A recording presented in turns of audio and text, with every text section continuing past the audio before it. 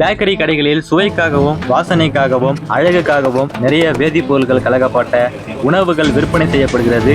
மேலும் பெரும்பாலான பேக்கரி கடைகளில் மைதா மாவு பொருள்கள், எண்ணெயில் பொரித்த பொருள்கள் தான் அதிகம் விற்பனை செய்யப்படுகிறது. இந்த ரசாயன வேதிப்பொருள்கள் கலக்கப்பட்ட உணவுகளை சாப்பிடுபவர்களுக்கு வெகு சீக்கிரமாக புற்றுநோயும் மேலும் பல இதய நோய்களும் வருவதற்கான ஆபத்துகள் இருக்கிறது. இதெல்லாம் எனக்கு ஏற்கனவே தெரிஞ்சாலும் நான் எரும மாட்டு வரட்டி போல அதை தான் சாப்பிடுவேன் அப்படின்னு சொல்றவங்க இந்த வீடியோ முழுசா பார்த்துட்டு பேசுங்க. உலகெங்கிலும் வாழும் என் அன்பு தமிழ் மக்களுக்கு வணக்கம். நான் உங்க பர்வதமலை பார்த்திபன். இன்னைக்கு என்ன பார்க்க போறேன்னா, நம்மளோட இந்த பரபரப்பான வாழ்க்கையில நாம எல்லாம் இப்போ பேக்கரி உணவுகளுக்கு அடிமையாயிட்டு வரோம். மளிகை கடைக்கு அடுத்தபடியா மக்கள் தேடி சென்று தங்கள் பணத்தை வீணடித்து நோயை உருவாக்கி கொள்வது இந்த பேக்கரி கடைகளில் தான். சின்ன குழந்தைகள் முதற்கொண்டு எல்லாருக்குமே இந்த பேக்கரி கடைகளில் தான் இப்ப அதிகமா உணவுப் பொருள்கள் வாங்கின்னு போறாங்க. அப்படி என்ன இந்த பேக்கரி கடைகள்ல இருக்குது? வெறுமனே இனிப்பு வியாபாரத்தில் ஆரம்பித்த இந்த தொழில் எப்படி பேக்கரியாக உருவெடுத்தது உங்களுக்கு தெரியுமா? நீங்க எந்த ஒரு பேக்கரிக்கு போனாலும் பேக்கரிக்கு வெளியில மட்டும்தான் அலங்காரம் பண்ணிட்டு தாம் தூம்னு பாக்குறதுக்கு அழகா இருக்கும். அந்த பேக்கரியோட பின்பக்கம் அமைந்துள்ள சமையல் அறை போய் பாத்தீங்கன்னா ஒரே கருப்பு கரிமயமா காணப்படும். பேக்ல கறி இருக்கிறதுனாலயோ என்னவோ இந்த கடைக்கு பேக்கரினே பேர் வச்சுட்டாங்க.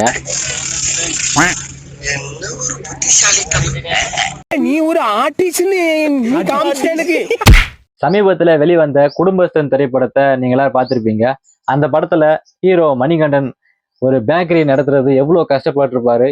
கடைக்கு கூட்டமே வராது, கூட்டத்தை சேர்க்கறதுக்கு என்னென்ன பண்ணுவாரு, அந்த கடை ஓடுமா ஓடாதா, அதுக்கப்புறமா அந்த கடைக்கு வாங்கி போட்ட வட்டி காசு எல்லாம் எப்படி கட்டுவாரு, எப்படி அந்த கடனை அடைப்பாரு அப்படின்றத பத்தி கொங்கு தமிழ்ல நகைச்சுவையோட சொல்லியிருப்பாங்க. அது போல தாங்க இப்போ ஒவ்வொரு பேக்கரி நடத்துறவங்களும் பண்றாங்களா அப்படின்னு பார்த்தா அது கிடையாது. ஏன்னா இப்ப மக்கள்கிட்ட சுரண்டி சம்பாதிக்கிறதுக்கு நிறைய வழிமுறைகளை ஃபாலோ பண்ண ஆரம்பிச்சிட்டாங்க. பழைய கெட்டு போன பொருளா இருந்தா அதை தூக்கி தானே போடணும். அதை விட்டுட்டு அதை போய் அதையும் வித்து காசாக்கி அதுல சாப்பாடு சாப்பிடலாம் நினைச்சீங்கன்னா அப்போ இதுல எவ்வளவு பெரிய ஏமாற்றுத்தனம் இருக்குது. பேக்கரி கடைகள்ல அதிகமா மக்கள் வாங்கி சாப்பிடுவது இந்த கேக்கு தான்.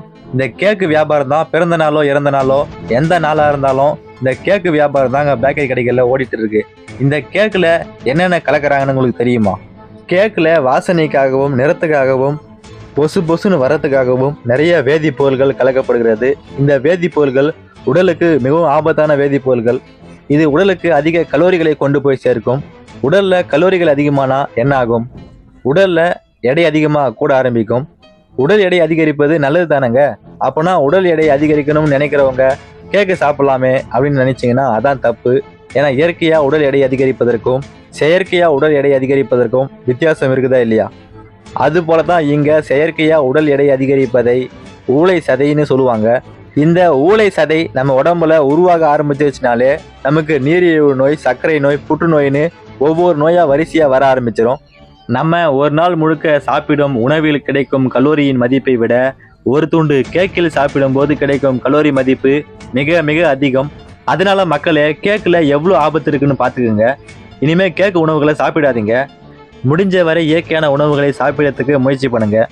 சமீபத்தில் நான் ஒரு பேக்கரியில் போய் 1 கிலோ பிஸ்கட் வாங்கியிருந்தேன். பிஸ்கட் வாங்கும் போதே கேட்டேன், இது புது சரக்கா இல்லை ஏதாவது பழைய சரக்கை போட்டு விற்கிறீங்களா அண்ணாச்சி அப்படின்னு கேட்டதுக்கு, இல்லை தலை ஃப்ரெஷ்ஷு தான், இப்போதான் தலை சுட போட்டு கொண்டு வந்தேன், வாங்கின்னு போ தலை, சூப்பராக இருக்கும் தலை அப்படின்னு பேக் பண்ணி கொடுத்தாரு. நானும் அதை வாங்கிட்டு வந்து வீட்டில் சாப்பிடலான்னு எடுத்து பிரித்து அதை ஒரு பிஸ்கட்டை புட்டு பார்த்தா உள்ள புழுவாக நெண்டிட்டு இருந்தது. அந்த புழுவோட காணொலியை இப்போ மேலே போகிறேன் பாருங்க. இதோ பாருங்க மக்களே, இதுதான் நான் வாங்கின பிஸ்கெட்டு மேலே கலராக இருக்குது பார்த்தீங்கன்னா, இதெல்லாம் கலர் பவுட்ரு. இந்த கலர் பவுட்ரு போட்ட பிஸ்கெட்டை புட்டு பார்க்கும்போதே பிஸ்கெட்டில் மொய்க்க ஆரம்பிச்சிருச்சு இந்த காலாவதி வாசனைக்கு. சரி, மொய்ச்சு இந்த பிஸ்கெட்டுக்குள்ளே என்ன இருக்குதுன்னு பார்த்தீங்கன்னா புழு நெண்டிட்டு இருக்கு பாருங்க. இங்கே சிகப்பு கலரில் புழு ஒன்று நெண்டிக்கிட்டு வரதை நீங்கள் பார்க்கலாம். அதனால பேக்கரி கடை நடத்துகிற புறம்போக்குகளே, இது போல கெட்டு போன பொருளெல்லாம் தயவு செஞ்சு விற்று மக்களை ஏமாத்தாதீங்க. மக்களை இன்னும் முட்டாளாக நினைச்சுக்கிட்டு இன்னும் ஏமாத்திட்டு தான் இருக்காங்க. இது போல நம்மளும் நிறைய இடத்துல ஏமாந்துட்டு தான் இருக்கிறோம். குடும்பஸ்தன் திரைப்படத்துல காட்டினது மாதிரி தான் ஒரு கடையில ஜேன்னு பேக்கரியில கூட்டம் கூடும், இன்னொரு கடையில வெறிச்சோடி காணப்படும். அதுக்கெல்லாம் காரணம் என்னன்னா பொருளோட தரம் தான். நீங்க எந்த அளவுக்கு பொருளை தரமா செஞ்சு நீங்க மக்களுக்கு கொடுக்குறோன்னு விருப்பப்பட்டு செய்றீங்களோ அந்த அளவுக்கு உங்களோட வியாபாரமும் பிச்சுக்கிட்டு போகும். அந்த 1 ரூபாய்க்காக நான் எவ்வளவு உழைக்கிறோம், அதுவும் காசு தானுங்க. இப்படி ஏமாத்தலாமா? பேக்கரி உணவுப் பொருட்களில் அதிகப்படியான சர்க்கரை சேர்க்கப்படுகிறது. இந்த சர்க்கரை சேர்க்கப்பட்ட உணவுப் பொருட்களை சாப்பிடுபவர்களுக்கு சர்க்கரை வியாதியும் மேலும் பல நீரிழிவு நோய்களும் ஏற்படுகிறது. இது மட்டுமல்லாமல் பேக்கரி கடைகளில் விற்பனை செய்யப்படும் மைதா மாவு கலக்கப்பட்ட உணவுப் பொருட்கள் சிறு குடலை சேதப்படுத்துகிறது. இதனால் குடல் சார்ந்த நோய்கள் உருவாக காரணமாக இருக்கிறது. அதனால மக்களே, மைதா மாவு சேர்க்கப்பட்ட உணவுப் பொருட்கள் யாருமே அதிகமா சாப்பிடாதீங்க. சாப்பிடவே வேணாம். எதுக்குன்ற ஏன் முன்னெல்லாம் ஒரு காலத்துல பேக்கரி கடையில ஸ்வீட்ஸ் மட்டும்தான் வித்துட்டு இருந்தாங்க. ஆனா அதுக்கப்புறமா படிப்படியா ஒவ்வொரு வசதிகள் வர ஆரம்பிச்சது. நம்ம வட இந்தியர்கள் பானிபூரி வியாபாரத்தை நம்ம தமிழ்நாட்டுக்கு கொண்டு வந்தாங்க. அதாவது நம்ம வடக்கு நண்பர்கள் அந்த பானிபூரி வியாபாரத்தை நம்ம தமிழர்களும் பயன்படுத்தி அதையே பேக்கரியில கொண்டு வந்து வச்சுட்டாங்க. இப்போ பேக்கரியில எந்த பேக்கரிக்கு போனாலும் பானிபூரி கண்டிப்பா வச்சிடுறாங்க. அதே போல ஜூஸ் கடையும் வைக்க ஆரம்பிச்சிட்டானுங்க. இப்போ பேக்கரி கடையில் டீ கடையே வர ஆரம்பிச்சிருச்சு. பேக்கரி கடையில் டீ கடை, பானிபூரி கடை, ஜூஸ் கடை, போண்டா கடை, பஜ்ஜி கடை, ஸ்வீட்டு கடை, இது எல்லாத்தையும் இப்போ ஒரே இடத்துல கொண்டு வந்துட்டாங்க. நான் எந்த கடையும் தப்பு சொல்லலை. நீங்கள் எவ்வளோ கடை வேணாலும் கொண்டு வாங்க, எந்த வியாபாரம் வேணால் செய்யுங்க. ஆனால் செய்கிற வியாபாரத்தில் தரமாக செய்யுங்க.